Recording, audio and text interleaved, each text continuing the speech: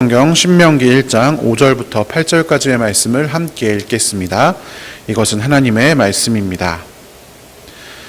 모세가 요단 저쪽 모압 땅에서 이 율법을 설명하기 시작하였더라. 일러스되 우리 하나님 여호와께서 호렙산에서 우리에게 말씀하여 이르시기를 너희가 이 산에 거주한 지 오래니 방향을 돌려 행진하여 아모리 족속의 산지로 가고 그 근방 곳곳으로 가고 아라바와 산지와 평지와 네겝과 해변과 가나안 족속의 땅과 레바논과 큰 강 유브라데까지 가라. 내가 너희의 조상 아브라함과 이삭과 야곱에게 맹세하여 그들과 그들의 후손에게 주리라 한 땅이 너희 앞에 있으니 들어가서 그 땅을 차지할지니라. 아멘. 네, 오늘은 야고보서 강해를 잠깐 쉬고 하산이라는 제목으로 하나님의 말씀을 함께 나누겠습니다. 어저께 오후 예배를 시온산 공동체 헌신 예배로 드렸는데요. 제가 원래 시온산 공동체 담당 교역자로 되어 있어서 이제 설교를 하려고 준비를 했습니다. 그게 이제 제목이 하산. 입니다. 시온산 공동체는 등산하는 공동체이거든요. 이제 하산이라는 제목으로 이렇게 설교를 준비했었는데 오늘은 그 말씀을 함께 이제 나누도록 하겠습니다. 본문에 들어가기에 앞서서 본문을 더 잘 이해하기 위해서 오늘 본문인 바로 이 신명기가 어떤 책인가에 대해서 간단히 말씀드리고자 합니다. 이 신명기라고 하는 책은 우리가 가끔 그렇게 오해하는 분들이 계시죠. 하나님의 명령을 적은 책. 왜냐하면 신명기에 율법이 기록되어 있기 때문에 그렇게 이제 이해하시는 경우도 있지만, 물론 여기 계신 분들은 대부분 아실 것 같지만 신이라고 하는 한자는 거듭 신자입니다. 그리고 명은 명령이고요. 기는 기록할 기자가 되겠죠. 그러니까 이 신명기는 거듭 명령한 것을 기록한 책이다라고 합니다. 영어로 여기 앞에 쓰여 있는데, 여러분 그 듀엣이라는 말이 무슨 말인지 잘 아시죠? 이렇게 가수 중에서 두 명이 나와서 부르는 것을 듀엣이라고 하잖아요. 그 어원을 가지고 있는 걸 이것이 영어로 이 신명기라고 하는 단어입니다. 그러니까 이 신명기는 두 번째 말씀이다. 쉽게 말하면 이렇게 이해를 하시면 되겠습니다. 그럼 무엇이 두 번째 말씀인가?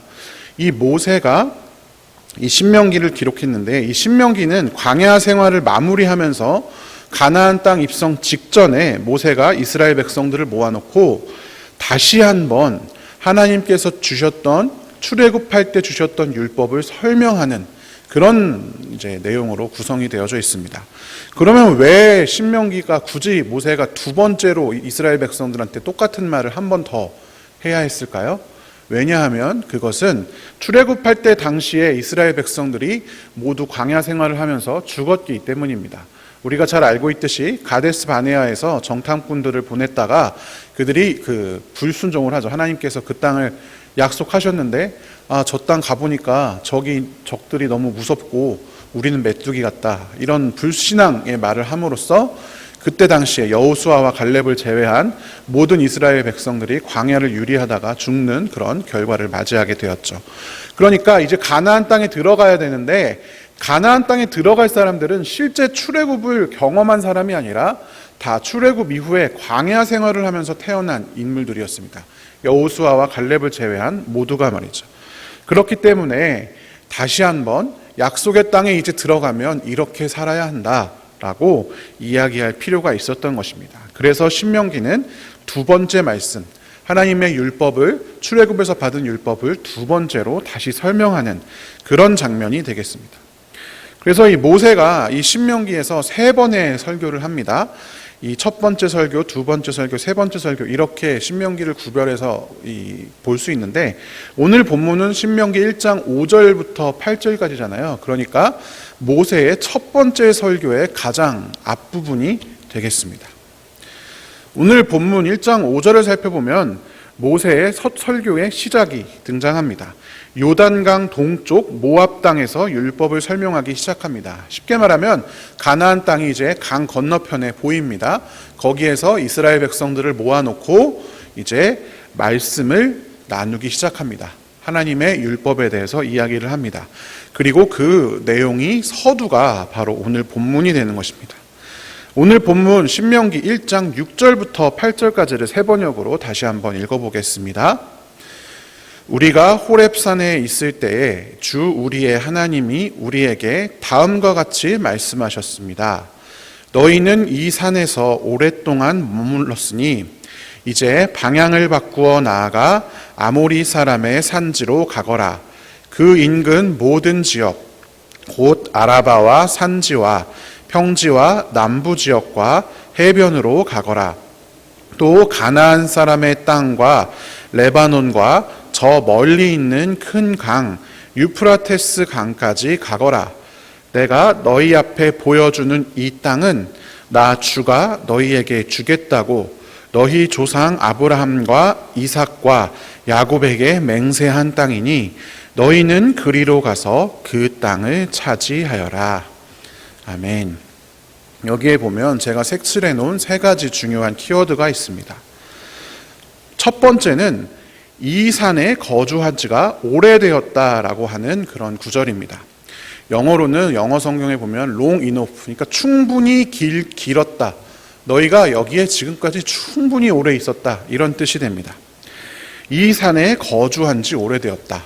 여러분, 이 표현은 어떤 표현일까요? 쉽게 말하면 우리가 무슨 예전에 그 산신령이 나오는 그런 꽁트 같은 거 보면은 자, 이제 내가 너에게 더 이상 가르칠 것이 없으니까 이제 이 산을 내려가거라 라고 하는 것과 완전히 동일한 표현입니다. 이것은 이제 산을 내려갈 때가 되었다라고 하는 표현입니다. 광야 생활을 마치고 이제 저기 강 건너편에 보이는 눈앞에 펼쳐진 약속의 땅을 향하여 이동해야 할 때가 되었다라고 하는 하나님의 말씀입니다. 신명기 2장 3절에도 똑같은 표현이 등장합니다. 너는 이 백성을 데리고 오랫동안 이 산 부근에서 떠돌았으니 이제는 방향을 바꾸어서 북쪽으로 가거라. 여기에서 오랫동안이라고 기록된 것도 앞에 나온 오늘의 본문의 구절과 똑같습니다. 광야를 방황하는 시간이 이제는 끝났다. 이제 방향을 바꾸어서 북쪽으로 가라. 강을 건너서 가거라. 라고 하는 뜻으로 사용된다라고 하는 것입니다. 그러면 도대체 얼마나 길었길래 이제 때가 다 되었다, 충분히 오래 있었다라고 말씀하신 것일까요? 신명기 1장 3절에 보면 이집트에서 나온 지 40년째가 되는 해에 11째 달 초하루에 모세가 이 설교를 시작하였다라고 기록이 되어져 있습니다. 그러니까 이집트에서 나온 지 40년째가 된 것이죠. 민수기에서 아까 말씀드렸다시피 이스라엘 백성들이 가데스 바네아에서 정탐에 실패하고 하나님으로부터 그 징벌을 받았을 때 하나님께서 이렇게 말씀하셨습니다. 그 땅을 40일 동안 탐지했으니까 이제 하루를 1년으로 쳐서 40년 동안 광야를 방황해야 했다. 그러니까 이 40년이 이제 다 된 거죠. 40년째가 되고 11달이 지나고 11월 1일이 된 겁니다. 그러니까 이제 한 달만 더 있으면 이제 그쪽으로 갈 수 있는 때가, 진짜로 날짜가 다 되었던 것입니다. 이스라엘 백성들은 이제 더 이상 광야에서 유리하지 않고 다른 길로 떠나야 할 때가 되었던 것입니다. 사랑하는 성도 여러분, 우리도 마찬가지입니다. 하나님의 백성, 특별히 이 인생길을 걸어가는 이 순례길의 하나님의 백성에게 하나님이 이제 충분하다라고 말씀하시는 순간들이 반드시 오게 되어 있습니다. 믿음의 변화가 필요한 때가 우리에게 반드시 등장을 합니다. 성장을 위해서 아니면 우리에게 익숙했던 삶의 환경, 현장, 하던 대로 습관 이런 것에서 벗어나서 순종을 통해서 하나님의 은혜를 경험해야 하는 그런 순간이 우리에게 찾아오게 된다라는 것입니다. 그리고 이러한 변화의 때에 하나님께서 자, 이제 되었으니 이제 내 약속대로 내 말대로 이제 다른 방향으로 가거라 라고 하는 그 말씀을 듣고 순종하며 나아가는 믿음이 우리에게 필요합니다. 여러분, 예를 하나만 들어보겠습니다. 매주 저희가 최근에 세대별 교회 교사 모집하는 광고를 합니다. 이제 다음 세대를 위해서 저희가 교사를 계속 이제 모집한 지가 꽤 오래 되었죠. 그런데 예를 들어서 그 광고를 듣다가 마음에 여러분 중에 누군가가 혹시나 유독 그 광고가 귀에 잘 들리는 거예요. 다른 광고는 안 들리는데.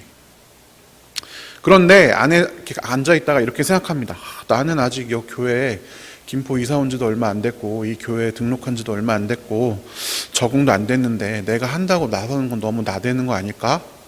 나는 성경도 잘 모르는데, 나는 나서는 성격도 아닌데, 나는 아이를 잘 가르칠 수 없는데, 이렇게 주저하고 있는 경우가 혹시 있다고 가정을 해보십시오. 그런데 주일마다 앉아서 그 광고가 내 귀에 유독 잘 들린다고 생각해 봅시다.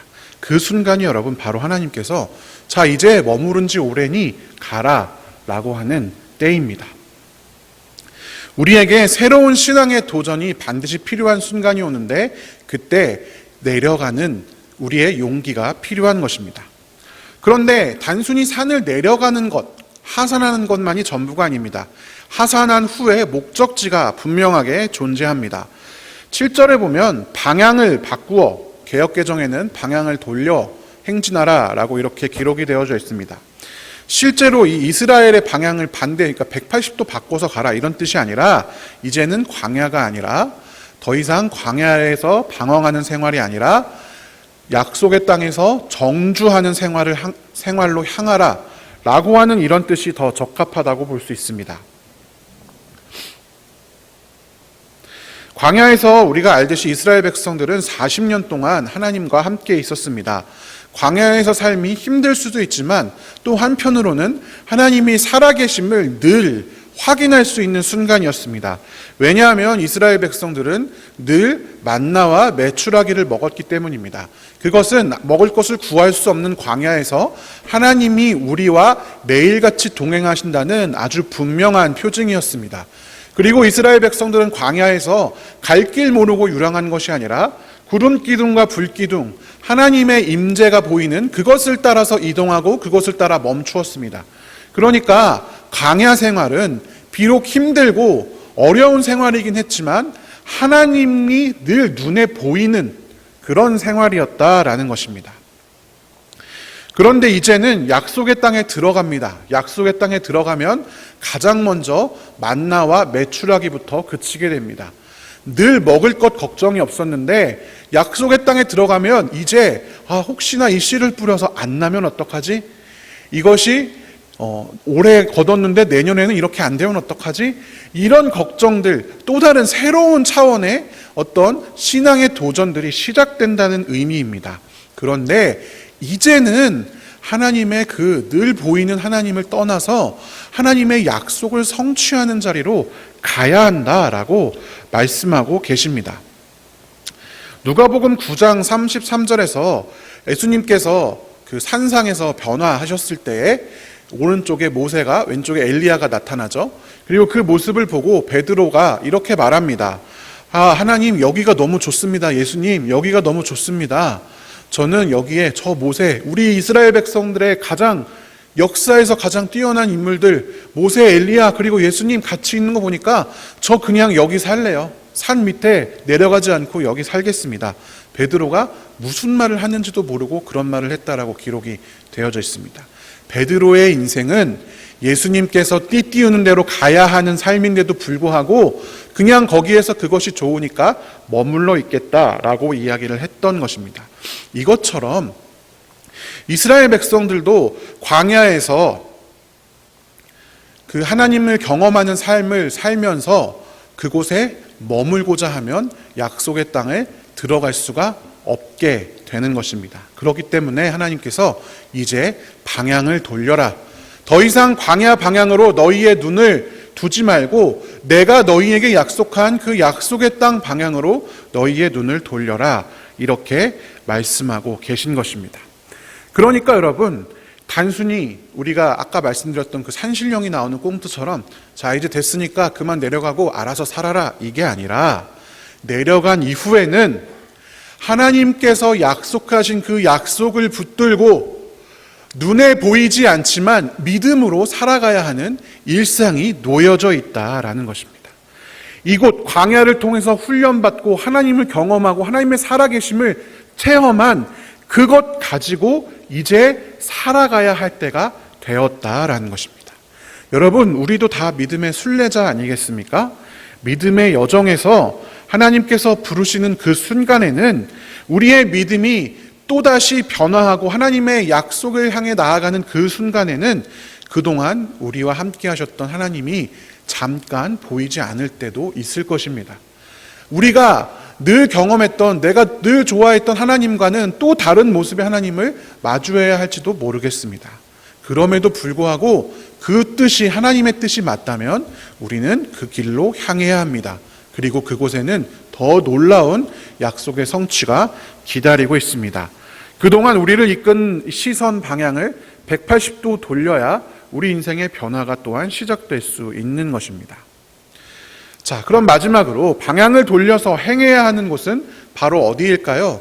우리가 지금까지 이야기했던 바로 그 약속의 땅입니다. 신명기 1장 7절에 보면 방향을 바꾸어서 아모리 사람의 산지로 가라 이렇게 기록이 되어 있습니다.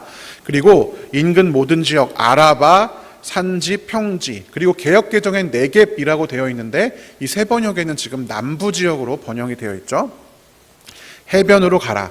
가나안 사람의 땅과 레바논과 저 멀리 있는 큰 강 유프라테스 강까지 가거라. 여러분, 제가 가끔 설교할 때 이거를 여러 번 설명을 드렸는데 성경에서 아라바, 네겝, 유프라테스 이런 말이 나오면 다 무엇을 의미하냐면 약속의 땅의 경계를 의미하는 것입니다. 우리가 백두에서 한라까지 이런 말 많이 쓰잖아요. 그러니까 이 우리나라의 전체 이 남북의 그거를 백두에서 한라까지 이렇게 표현을 하는데 그것처럼 네겝은 남쪽 끝입니다. 그리고 유프라테스 강은 북쪽 끝입니다. 그리고 당연히 이스라엘 그 지도를 보면 해변은 서쪽 끝이 되겠죠. 그리고 여기 나와 있는 아라바는 그 요단강이 있는 그 강가를 의미합니다. 그러니까 동쪽 끝이 되는 것입니다. 그러니까 이 지금 나와 있는 이 그 지명들은 모두가 다 약속의 땅을 가리키는 그런 말입니다. 그래서 신명기 1장 8절에서 그 땅은 무슨 땅이냐? 너희 조상 아브라함과 이삭과 야곱에게 약속한 땅이다라고 다시 한번 설명하여 말씀해 주고 계십니다. 여러분, 그런데 약속의 땅으로 이제 이스라엘 백성들이 들어가게 되지 않겠습니까? 그런데 이 약속의 땅으로 들어간다는 것은 단순히 약속의 땅에 간다, 그 정도의 의미가 아니라 매우 매우 중요한 의미를 담고 있습니다. 첫 번째로는 우리가 방금 살펴본 것처럼 하나님의 약속이 이루어지는 상징이 됩니다. 이스라엘 백성들이 가나안 땅에 들어가서 그 땅을 소유한다는 것은 그 자체로 하나님께서 아주 오래전에 아브라함에게, 그리고 아브라함의 아들 이삭에게, 이삭의 아들 야곱에게 이렇게 이어져서 계속 약속하신 하나님의 약속을 하나님께서 지키셨다라고 하는 기념비적이고 또 눈에 보이는 증거입니다. 왜냐? 그 땅에 가서 이제 살게 된다라고 하는 것은 그 땅 자체가 하나님이 약속하신 땅이기 때문에 그 땅의 모든 것을 보면 아, 이거 다 하나님의 약속의 선물이지 깨달을 수밖에 없지 않겠습니까? 그러니까 이 땅을 소유한다라고 하는 것 자체가 매우 하나님의 언약의 성취의 상징이다라는 것입니다. 그러니까 하나님의 백성인 이 이스라엘 백성들이 향하는 약속의 땅은 그 자체가 하나님의 선물이고 더 이상은 구름 기둥과 불 기둥, 만나와 메추라기가 보이지 않지만 또 다른 하나님의 존재, 하나님의 임재, 하나님과의 동행의 상징이 되는 것입니다. 하지만 동시에 그 땅은 이스라엘이 들어가서 자신들의 힘으로 차지해야 하는 땅이기도 합니다. 경계, 그러니까 요단강을 넘어서 이제 가나안 땅으로 들어간다라고 하는 것은 광야에는 아무도 없으니까 그냥 거기 근처에서 쭉 돌아다니면서 만나와 메추라기 먹고 살았지만 이제는 치열한 전투, 그 땅에 거주하고 있는 나는 메뚜기처럼 보이고 거기 있는 사람들은 거인처럼 보이는 상대가 안 될 것 같은 그 사람들과 이제 싸워야 한다라는 것을 의미합니다. 단순히 싸워서 성취하는 것이 끝이 아닙니다. 그들은 거기서 이제 거주해서 살려면 어떻게 해야 합니까? 이제 파종도 해야 합니다. 수확도 해야 합니다. 농사를 해야 합니다. 농사 지어보신 분들 알지만 얼마나 힘들잖아요. 저는 교회 텃밭 그거 하나 하는 것도 힘들어서, 물론 저는 몸이 안 좋으니까 구경만 하지만 그것도 너무너무 힘들던데 어떻게 그 땅에 가서 광야의 삶과 정반대의 삶, 씨를 뿌리고 수확하는 그 삶을 살아야 되지 않겠습니까? 하나님의 약속의 선물은요, 결코 가만히 기다려서 얻을 수 있는 것이 아닙니다. 이스라엘 백성들은 이미 출애굽의 과정을 통해서 하나님의 은혜를 경험했고 경험해 왔지만 이제는 더 이상 어린아이와 같이 하나님께서 일일이 먹이시고 인도하시는 그런 나날이 아니라 이제 그 삶에서 벗어나서 하나님의 궁극적인 계획, 하나님의 궁극적인 목표, 그들에게 주어질 가장 큰 선물인 약속의 땅을 향해서 그들 자신의 힘으로 나아가야 하는 것입니다. 적극적으로 싸우고 애써서 그 선물을 내 삶에 실현시켜야 한다라고 하는 것입니다. 약속의 땅을 주시겠다라고 약속하신 하나님, 그리고 하나님께서는 그 땅을 이스라엘 백성들이 차지하도록 도와주시겠죠. 그러나 그것은 가만히 앉아 있어서 내 앞으로 굴러 들어오는 것이 아니라 약속의 땅에 성취하는 그 약속을 실현하기 위한 순종의 결과물로 이루어진다라고 하는 것입니다. 하나님이 주신 은혜의 선물에 믿음과 순종의 행동이 더해질 때에 우리를 향한 하나님의 역사가 이루어집니다. 하나님께서는 그렇게 우리를 인도해 가십니다. 왜 이렇게 하실까? 왜 굳이 말도 안 듣고 제대로 이해도 못하고 그런 이스라엘 백성들을 데리고 멱살을 막 잡으면서 끌기도 하고 살살 달래도 보면서 왜 이렇게까지 하실까? 그것은 하나님께서 우리와 동행하시고자 하는 마음이 있으시기 때문입니다. 우리를 사랑하시기 때문입니다. 우리를 단순한 피조물의 하나로만 여기지 않으시고 하나님의 형상을 지닌 자들로 여기시기 때문입니다. 하나님의 계획에 함께 참여하고 함께 만들어가는 동역자로 여기시기 때문에 이러한 방법을 쓰십니다. 하나님께서는 우리를 위해서 일하고 계십니다. 그런데 그 방식은 우리의 모습들을 통해서 일하십니다. 하나님이 주권적으로 우리에게 직접 역사하실 때도 있지만 대부분은 하나님의 형상을 지닌 우리 교회를 통해서 일하신다라는 것입니다. 서로를 통해 여기 있는 각자 한 사람 한 사람 통해서 하나님께서 이 땅 가운데 역사하신다라는 것입니다. 여러분, 그런데 하나님께서 하신 이 땅에 대한 약속은요, 단순히 이스라엘만을 염두에 둔 것이 아닙니다.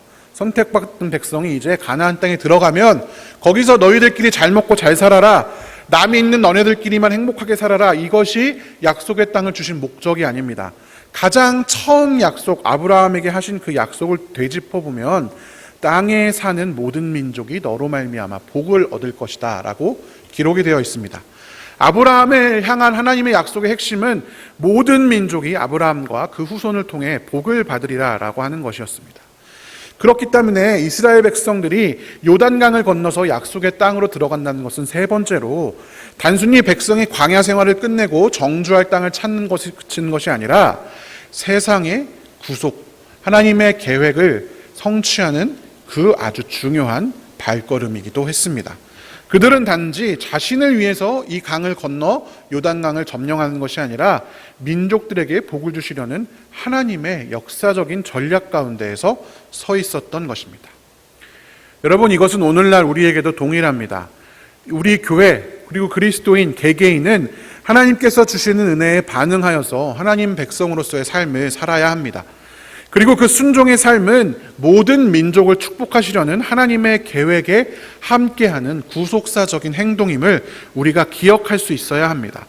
우리들끼리 은혜 받고 우리들끼리 사랑하고 우리들끼리 즐거운 것이 전부가 아니라 반드시 우리는 빚진 자의 마음으로 땅끝까지 예수의 증인이 되어서 예수의 그 말씀에 순종하고 하나님 나라를 맛보게 해주기 위해서 기쁜 소식을 전하는 자로 살아야 하는 것입니다. 그것은 우리에게 익숙하지 않은 삶일 수도 있습니다. 불편한 삶일 수도 있습니다. 나 혼자 살기도 바쁜데 믿지 않는 사람들, 가난한 사람들, 장애를 가진 사람들, 환경까지 생각하려고 교회에선 이야기합니다. 그냥 지금까지처럼 그들은 그냥 알아서 살게 놔두고 나는 내 개인만이라도 좀 잘 되면 좋겠다, 이렇게 하고 싶을 수도 있습니다. 그러나 그런 하나님께서 이제 그런 우리에게 이렇게 말씀하십니다. 이제 여기 있은 지 오래니 방향을 돌려서 약속의 땅을 향하여 행진하라. 사랑하는 성도 여러분, 오늘 하루도 하나님의 은혜를 깊이 경험하시고 들려지는 하나님의 말씀, 순간순간 다가오는 순종의 기회에 믿음으로 순종함으로 세상을 향한 하나님의 계획에 동참하는 귀한 성도들 되시기를 주님의 이름으로 축원합니다. 오늘 함께 불렀던 찬송가 3절 가사를 보면 밤 깊도록 동산 안에 우리가 주와 함께 있으려 하지만 주님께서 날 가라 명하신다. 그런데 그 하나님이 그냥 우리만 보내는 것이 아니라 우리와 동행하면서 친구 삼아 주시는데 서로 받은 기쁨이 알 사람이 없을 만큼 귀하다라고 가사에 기록되어 있습니다. 오늘 하루도 하나님과 우리가 서로 받은 그 기쁨이 알 사람이 없을 정도로 충만한 그런 귀한 하루 되시기를 주님의 이름으로 축원합니다. 함께 기도하겠습니다. 사랑의 하나님 아버지, 감사합니다. 우리를 사랑하여 주시고 주와 동행하게 인도하여 주시니 감사합니다. 그것은 그냥 말로 된 것이 아니라 예수의 피 흘림의 순종으로 된 것임을 기억합니다.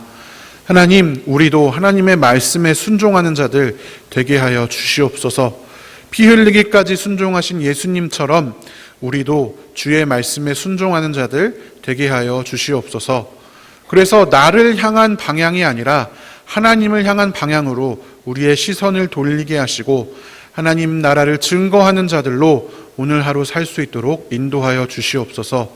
그리고 그때마다 주와 동행하는 기쁨, 서로 받는, 하나님과 내가 서로 받는 그 기쁨이 충만할 수 있도록 인도하여 주시옵소서. 감사드리며 살아계신 예수님의 이름으로 기도드립니다. 아멘. 우리 주여 믿습니다. 3번 부르짖고 기도하겠습니다. 주여 믿습니다. 주여 믿습니다. 주여 믿습니다.